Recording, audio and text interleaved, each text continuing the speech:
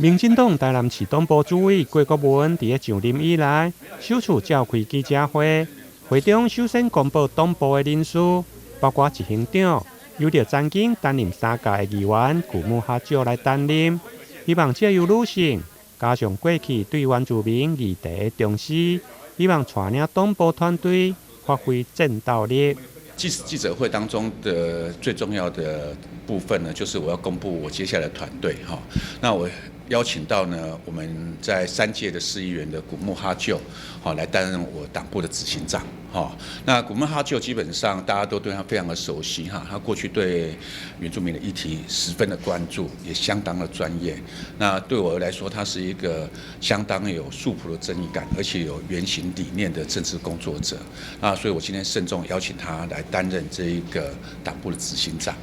那我20年前的时候担任党部执行长的时候，那时候我就是从公运部门转战到党务来。那时候我也是针对特定的对象、劳工朋友的关心，不论是法案上或政策上的持续的一个关注。那古木也是一样，只是对象有对象别不同而已。我相信他到党务系统来，也会如同我当年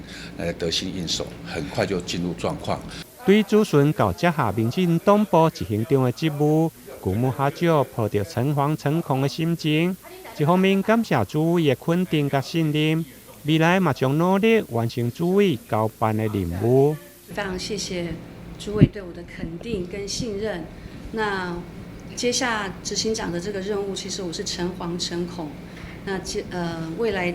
以战战兢兢的心态我想我会努力的去完成主委所交代的任务，不管是说在未来的党务的改革，还是在未来加强我们跟民众跟基础党员这样的一个沟通，我想这是未来我很重要的工作。因为古木哈少伫担任议员时，一直拢是无党籍，现场的媒体嘛好奇来询问，当时会来加入民进党，古木哈少嘛回应，随时拢会使。